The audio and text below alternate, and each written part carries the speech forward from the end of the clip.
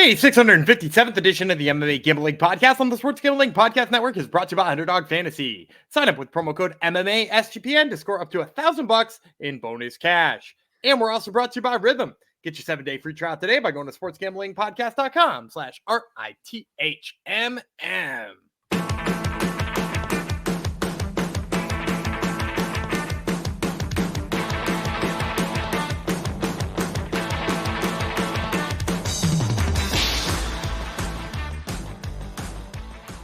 Hello, Generinos. Welcome to episode 657 of the MMA Gambling Podcast and the Sports Gambling Podcast Network, dedicated to the 976 people who are currently subscribed to our YouTube channel as of this recording. Thank you to all of you. And if there's 24 of you out there who have not subscribed yet, please do. All right. Smash the subscribe button. Even if there's more than 24 of you, do it as we make our push to 1,000. I'm one of your hosts of the episode today. I would be Jeff Chalks Fox, aka Taco Fox. And this is another regional episode. We have a week of regional episodes, and it's actually a good week to have no UFC because there is more than enough regional events to go around. We've already hit you off with a couple. The past 2 episodes, we got 3 more coming your way, starting today with LFA, and that rhymes. And so we're off to a wonderful start. The other thing that's wonderful, the Gumby God is back. The Tuesday Night Miracle Worker is back. Daniel Reland, he's never left the podcast. He's always been here every episode, but he went 4-1 last night, as per usual. Hello, Gumby. And really, I hate to nitpick. Here we go, 5-0. It should have been 5-0. It was a split decision loss.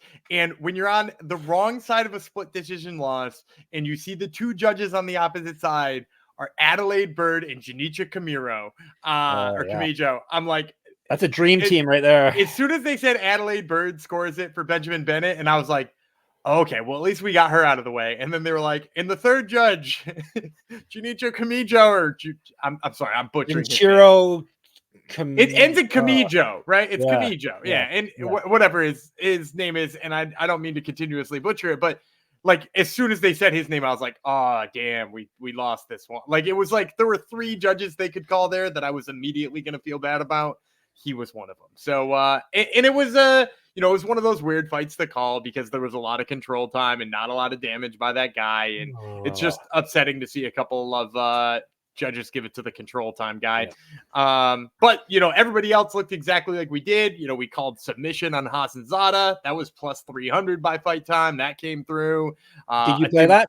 I did. And then the knockout from Ateva Gauthier too, who looked just exactly like we said he did on our Friday episode, is that he's an absolute raw athlete who's, still figuring some things out, but that was enough in the fight. The Taliesin Teixeira fight, I'm not going to pat myself on the back on that. There's just like a dude who's 6'8" fighting a guy who could fight at welterweight.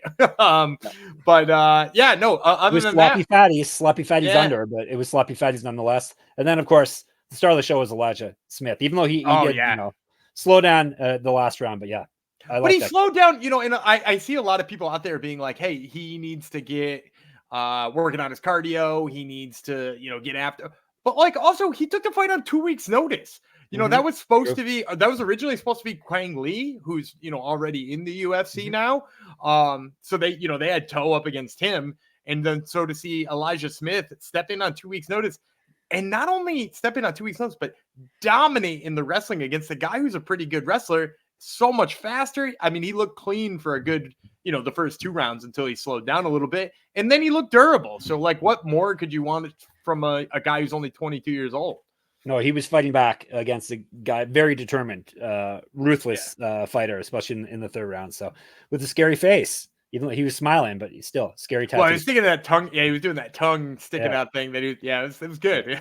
So Gumby basically hit our sweet spot there of the podcast. If you're new to the show, contender series, complaining about judges, and mispronouncing people's names. Right? That's it. The Gumby. That's it right there.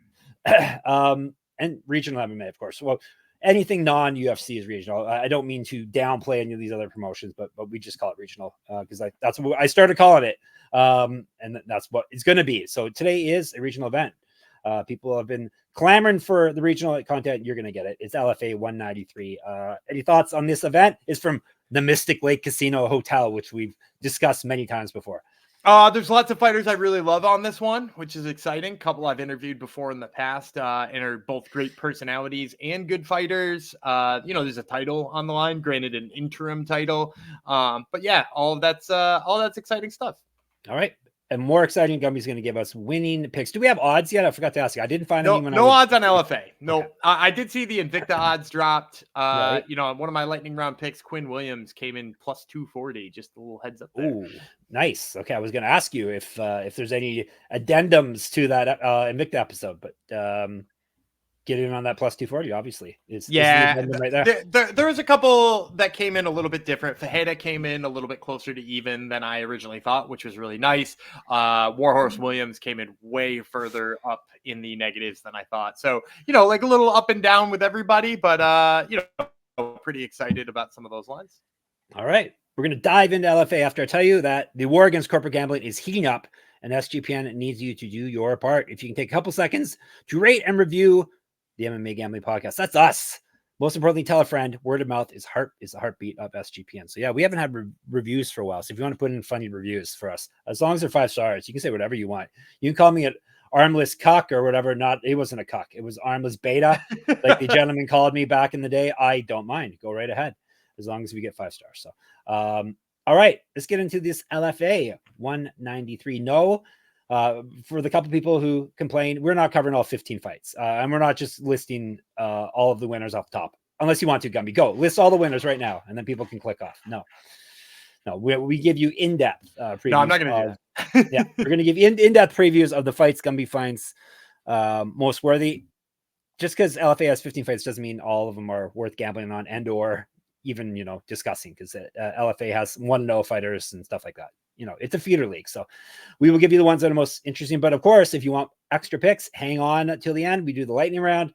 Gumby will give you some bonus picks there. And then, as he said, of course, if you're nice and polite, on our Discord, sportsgamblingpodcast.com/Discord, or of course our YouTube channel. If you want opinions on any of the other fights, Gumby will gladly give you opinions. The man is full of them, full of opinions. So, all right, LFA 193, Prior Lake, Minnesota. That spooky Mystic Lake Casino. It's going down on the 20th, which would be a Friday, which is good because have we covered a bunch of Saturdays? No, we covered a bunch of Fridays. Friday's going to be a busy night. This is the 9 p.m. Eastern start time on UFC Fight Pass. So this will be the late event of the day. I think Invicta's 7, and then we've got some Cage Warriors earlier on, like at noon. So your day is set for you. 15 fights. We got you with 5. Then we'll hit you up with the bonus round at the end. And like I said, anything more than that, then by all means, hit us up digitally or hit Gumby up. I can give you picks too, but mine are going to be Tapology cap picks. So, and people don't seem to like that. So, all right, let's jump into things with where are we starting first? We're starting at a main card fight, a featherweight fight. It's Santos Verdinez from the United States versus Felipe Martinez Donis from the United States as well. Or is it Donis? He's American. Is it Donis or Donis? I think it's Donis, but Donis. I could be wrong. That will make sense. He's not French. All right. 3 5-minute rounds if they need it. No odds as of yet. We'll see. Gumby will give you his thoughts on the odds and the picks. Midas Donis, 5-2, 1 knockout, 3 submissions. He's been knocked out once, submitted once. So a finish in both of his losses. 1-1 in LFA, 4-1 over his last 5, including winning his last 5 via submission. He's not lost since April 2022. Inch taller than Verdinez. Verdinez 5-1, 1 knockout, 2 submissions. Never been finished in a fight. 3-0 in LFA. It's part of a 3-fight winning streak. Regional champ. Used to fight at bantamweight, 2 years younger than Donis. So I didn't actually know very much about either of these fighters coming in. So this was kind of a fun one for me. And then I saw Verdinez had 3, like you said, 3 wins in LFA, which is definitely going to make him the favorite here. Because both are lesser known and have, decent records, it won't be more than like -200 probably. And I'm here to tell you, if it's anywhere near -200, it's an absolute steal on Santos Verdinez, because it was like a treat learning about this guy. Because I was watching one of his fights. He came out southpaw and threw a left hand immediately, a big straight left hand. And I was like, man, he's got power, because immediately you could tell his opponent was like, don't want any more of that. Yeah. And I was like, the first note I wrote down on him was like, mean lefty. And then the rest of the fight, he was right-handed. And I was like, oh, interesting. So like, what a fun switch he's got there, that like he can go to that left hand. And it's like, somehow it seemed more powerful than his right hand. In like for most of the fight, it seemed like he wanted to strike, and that's where he was his best. But anytime his opponent shot a takedown, he first of all stopped it, but then he didn't exit the clinch. Then he basically showed his opponent that he was better at takedowns too. So it's almost like he's well-rounded and he knows what he wants to do. But if his opponent takes it somewhere else and he sees an advantage there too, he's fine riding with it. In his top game, had really good submission defense. I was really happy with his gas tank, because sometimes those guys who seem to want to strike but like get suckered into grappling, you know, they run out of gas because that's not what they were planning on doing. Him, it seems more just like he didn't come in with a game plan at all, and like if that's what his opponent wants to do, that's fine, he'll beat him there too. So I really like that about him. On the Donis side, what I saw was a lot of backing up. He's one of those guys who likes to taunt with his hands down to try to like draw you into more strikes. And then he's a guy who like the bulk of his striking is like blitzing in and trying to hit like 3 punch combos and then trying to like basically just run past you. In any of those instances, I think the counters for Verdinez are just going to be way too good for him. I think the takedowns are going to be there. If you wind up with a book that has this in props, I really do think Verdinez is going to be able to finish him. So you could go either inside the distance or knockout. But if that money line is down anywhere near, like I said at the beginning, negative 200, I think it's a steal on Verdinez. So yeah, Santos Verdinez, definitely the pick here. All right. Very good. Nice start. Gumby is excited about the pick. We like to see. I like the enthusiasm. Are we going to? No, we're not going to chunky guys. Well, we're skipping chunky guys here, right? We're going to flyweights. You're right. The opposite of chunky guys. Devon Lozej. He's Canadian. Lozej, I believe. Lozej. He's Canadian, ladies and gentlemen. Gumby's not skipping it. Versus Nate Smith, American. Have we talked about? I think we talked about Nate Smith before. Have we? Nate Smith was like an uber prospect once upon a time. He was a contender series. Yeah. All right. Let's tell you about him. He's the savage, Nate Smith. 8-4, 2 knockouts, 4 submissions. He's been submitted once, 2-1 in LFA, 0-1 contender series. So of course, I have to ask Gumby who he lost to. He lost to Jimmy Flick. No shame in that game. He's won 2 straight. Before that, he lost 4 straight. So yeah, uber prospect. He was 6-0, and then he hit the skids there. Both of his past 2 wins have come to a finish, so maybe he's cleared the hurdle and he's back on the upswing here. Has not lost since September 2022. Used to fight at bantamweight, 2 years younger than Lozej. Is that what you say? It's just Lozej, like I believe it is. Lozej. Yep. Yeah, because like a J in certain languages, this sounds like an I. I'm pretty sure that it's like, I think it's Czech, if I'm not mistaken, of origin. That makes sense. Yeah. Lozej is the dream. 6-2, 2 knockouts, 2 submissions. Never been finished in any fight. 1-0 in LFA. He's won 4 straight. Regional champion. Used to fight at bantamweight, 2 inches taller than Smith. So the dream versus the savage. What side are you on? Yeah, so this one's an interesting one for me when I'm trying to figure out the line, because, you know, obviously Devon Lozej is the guy who's coming in with more hype. Nate Smith, like I said, though, was like an uber prospect. He was on contender series and stuff. So I actually think Lozej will probably be a favorite. I'm guessing not too high, though, because of the level of competition Nate Smith has fought. That'll earn him some street cred. And he has bounced back with a couple of wins, granted, against kind of bad competition. But I want to take you through those 4 losses for Nate Smith. My official guess, by the way, Devon Lozej, probably like negative 150. And I don't think you're picking him, though, because he's Canadian. No, I am picking him. Okay. Let me take you through the losses of Nate Smith, because they all kind of have something in common. First of all, he lost to Jimmy Flick, arm triangle choke. He then lost to Victor Altamirano in LFA, who wound up then becoming the champ, or the champ of LFA, and then into the UFC. He lost to Paris Morin, who wound up becoming, again, the champ of LFA. And then he lost to a guy we're going to talk about later, Ashton Caniglia. And the thing all of those guys have in common is a desire to be on the ground, maybe with the exception of Victor Altamirano, right? Paris Morin, really good wrestler. You know, what we've seen from Jimmy Flick, obviously he's a grappling superstar, and that's pretty much it. And then Caniglia, who we're going to talk about later, just takedowns, and that's it. And that's been the trouble for Nate Smith. If Nate Smith is up against a guy who can grapple really well and can get that going, Nate Smith struggles. Nate Smith has to be the guy with the advantage in the grappling in order for him to pull out a win, or at least it seems like in most of his fights. And if you watch Lozej, I don't think he's flawless in his takedowns, but he did fight Caniglia himself and took him down. He's a guy who is relentless with his wrestling, even if not super technical with it. He gets after takedowns. He goes over and over and over again with them. And he's got a good enough gas tank that makes me think that he can do it long enough on Nate Smith to beat him by decision here. I don't think there's any chance he finishes him, because really the only guy in that span who did finish Nate Smith was Jimmy Flick, who's like super crafty on the mat. But I do think the wrestling's good enough. He's got to get him up against the cage. He's going to get under the hips. He's going to try over and over and over and over and over again. And I think it's good enough. So give me Devon Lozej, probably slight favorite. Definitely don't like him as much as Santos Verdinez, but I do think he pulls this one out. All right. Hopefully a very small favorite there. Before we move on, we got to tell you about Underdog Fantasy. We don't have to. I want to. Underdog Fantasy Pick'em is always adding to their awesome menu. They now have first touchdown projections. There are a ton of ways to win with NFL, college football, MLB, MMA, and more. Their lobby is jam-packed with profit boosts and no sweat entries. You can now use specials and boosts on all flex entries. Do you have any plays for us, Gumby? Sure. On Thursday Night Football, which we've got coming up tomorrow, we got the Jets playing, and I like Aaron Rodgers is higher than on his passing yards. He's playing the Patriots. Even as a Northeastern guy, I know the Patriots are terrible. He should rack up the passing yards without a problem. All right. There you go. Sign up with their code MMA SGPN to claim your special pick and first time deposit offer up to $1,000 in bonus cash. UnderdogFantasy.com, promo code MMA SGPN.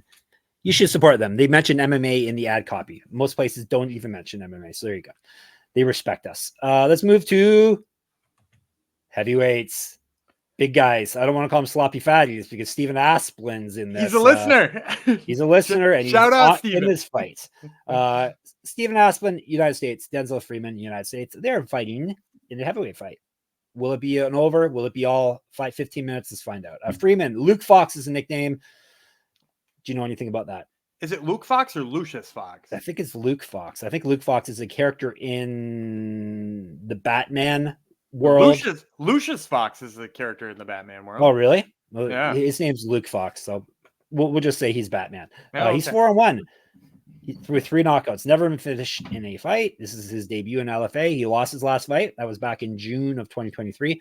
He went 1-0 in PFL. Used to fight down at light heavyweight. 0-1 as a pro grappler. Stephen Asplund, concrete Stephen Asplund, because that's what he works in, right? Yeah, he's a concrete worker. Yeah, concrete worker. 3-0 with 2 knockouts. He's gone 2-0 in LFA. 7 years younger than Freeman. 3 inches taller. 10 pounds heavier, and he's a star of our show. So go ahead. Yeah, I first of all, I'm a sucker for Asplund. I love the story. The guy was like once upon a time like 350 pounds or something like that, and now he's down, like 120 pounds or something of that nature. He's and you'll see when he gets to the cage, he looks like a guy who's lost over 100 pounds. The best thing about him is that like you go from a guy who's 350 pounds to being an MMA fighter, and you're like, oh, his cardio's got to suck. It's his best weapon. His best weapon is his cardio. If you watch his last fight, really slick combinations. He's got good forward pressure. He's one of the only heavyweights I watch on the regional scene, like use a jab cross combination with like fidelity and like look like an actual boxer in doing so. I don't mean like looking like a boxer, so don't comment on that, but like, you know what I mean? Like he's doing things boxers do. And then Stephen Asplund or Denzel Freeman, on the other hand, he's just a big power guy. If you watch his win on PFL, if I'm remembering correctly, it's just like a big power high head kick, knock the guy out.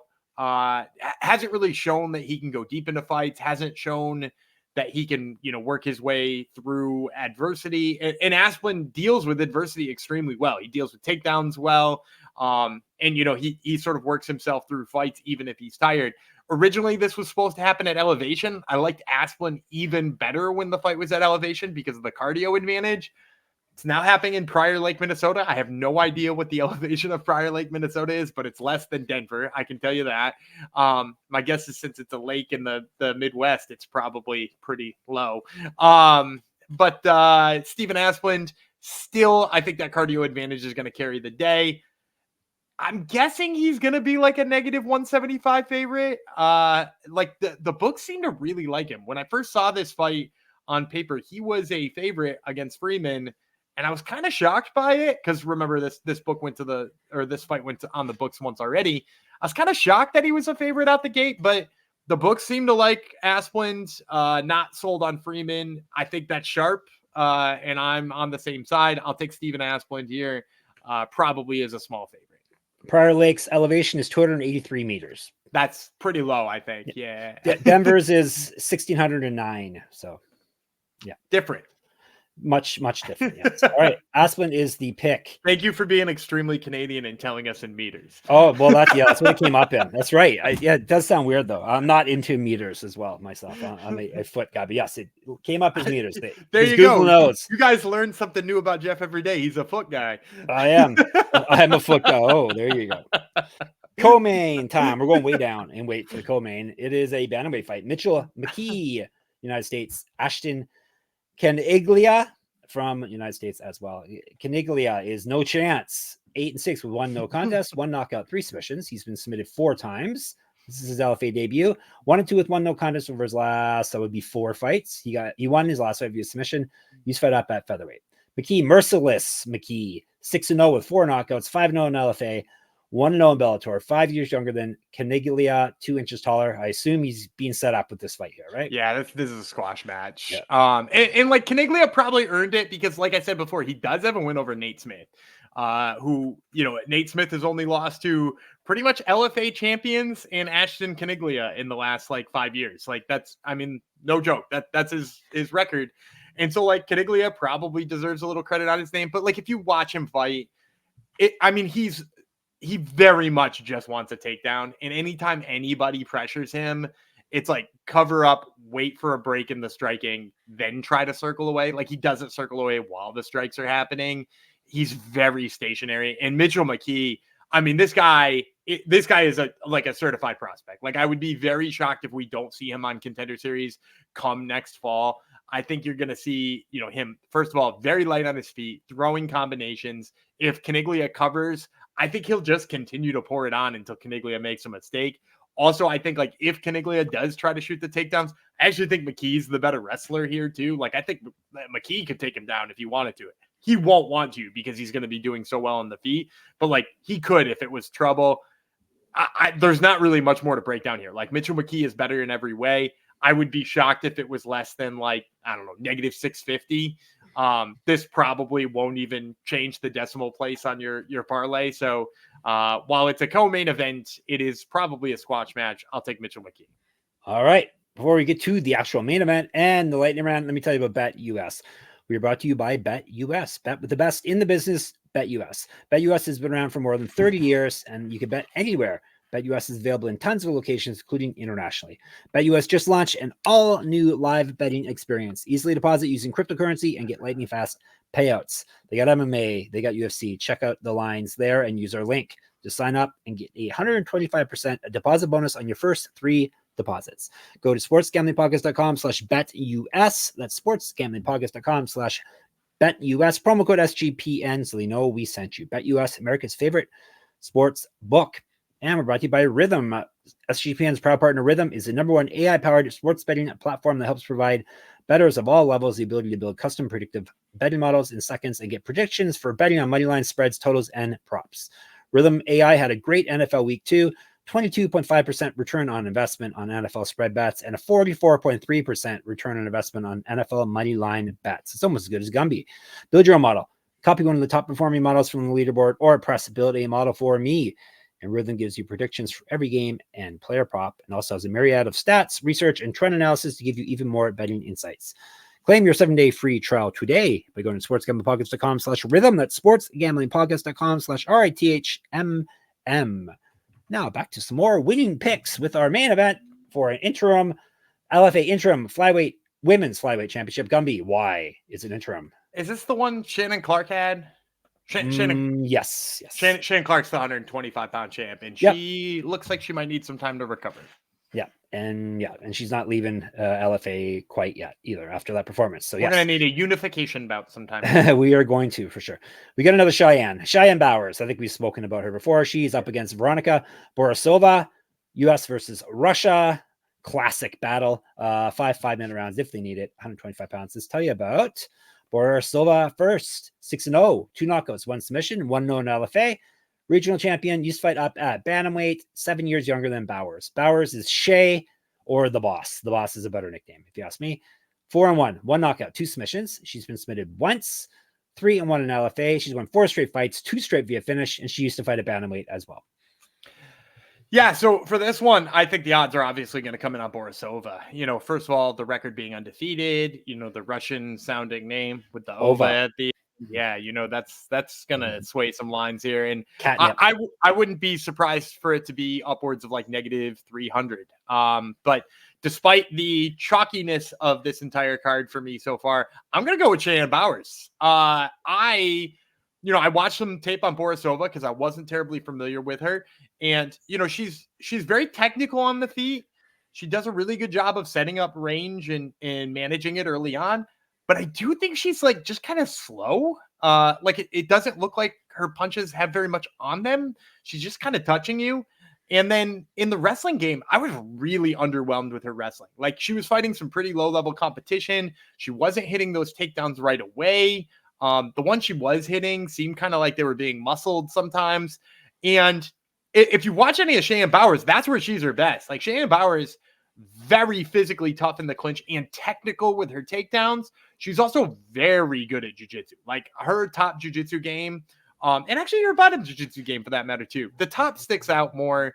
She's got really good submission game. And I really think here, if Borisova does try to take it to the clinch and the takedown, I think you're going to see Bowers stuffing her a bunch and maybe getting some of her own grappling going. And then on the feet, as I said, Borisova just kind of seems slow. And Bowers is very, very, very unique and she's kind of awkward in the way that she strikes. She's a little bit unpredictable. Her movements are sometimes maybe not what you would think of being as like fundamental. But I think that's a nightmare for somebody who's like slow and probably like overly technical on the feet. Is that like you don't want to fight somebody who you can't predict and know where they're going to be because then you got to be fast to react to it. And I think Bowers is going to be trouble for her on the feet. I think she's going to be trouble for her in the grappling. And especially if she's coming in upwards of a 2-1 underdog, maybe even as high as 3-1 underdog. I like Bowers a lot here. So give me Cheyanne Bowers. All right. What did you say? Plus two? I'm guessing, right? I'm going to guess like plus 275 probably. Okay. Like I think she's going to be a big dog. And despite Gumby basically going chalk, he's going to get yelled at by the dummies on YouTube because he chased a dog. Not dummies. Subscribe. Yeah. Oh, I'm sorry. Yes. You're all very nice people. Please subscribe. You're lovely people. All right. Let's recap and give you some lightning round picks. He's got Bowers. He's got McKee. He's got Asplund, naturally. He's got Lozej. He has got Verdinez. All right. Lightning round. Zap, bang, boom, pow. You've got 10 fights to choose from, Gumby. Choose your fighters. I don't know if you're going to get really great value on either of these two. They might both wind up being just like enormous parlay pieces that you can squeeze in from the prelims. But the first one is Michael Blockus. He's a high-level collegiate wrestler. He's only got 1 or 2 pro fights under his belt at this point in time, but everybody knows what they're looking at in terms of him being an LFA. He might wind up being like negative 300, negative 400, but if he's in that range, he's probably enough to boost your parlays. He's going to dominate with the wrestling. They set him up with a really nice fight again. So, yeah, get in on Michael Blockus. The other one I'm going to add is Goozy. You remember the Goozy? Yep. Alvin Goozy Hines, who's actually a training partner of Steven Asplund. I picked against him the first time we broke him down, and man, did he prove me wrong. He's just like very gritty, very tough in the clinch, very much gonna drag you into a gnarly fight. And I like him again here on the prelims. He might even be a little bit more playable than Blockus because he doesn't necessarily have the hype behind his name, but I think he's a fun guy to watch. So those are my 2 big ones here: Michael Blockus and Alvin Goozy Hines. All right. If you want more, hit us up on the what's that thing called? Discord. It's called. End of the episode, Jeff stops thinking. I'm pretty bad to begin with too. sportsgamblingpodcast.com/discord is the place to be. Of course, YouTube. Thank you everyone who are subscribing, liking our videos, and of course you can hit us up in the comments. Twitter, SGPN MMA. He's at Gumby Vreeland. I'm Jeff Fox Writer there, and on Instagram. Check out my Substack, moneymma.substack.com. Check out Gumby's Top Turtle MMA podcast. Who is on it this week, Gumby? We're talking to a pair of Invicta fighters. We've got Jamie Edenden, who is kicking off the show, and then Maria Jucic, who will be on to close it. So check it out. One of those are a Canadian fighter. What else do you got to do? You should go to our main site, the mothership, sportsgamblingpodcast.com, sportsgamblingpodcast.com/store. If you want to dress like me, I have a shirt and a hat on from that store. Of course, sportsgamblingpodcast.com/Patreon, so you can get some bonus content and help us battle the corporate media, the corporate, what's it called? Corporate gambling war. That's what they're calling it. All right. Tomorrow we shall be back. I'm not Luke Fox. I'm Jeff Fox. We'll say Midas, Jeff Fox, and the Savage Gumby Vreeland, and we shall talk to you tomorrow.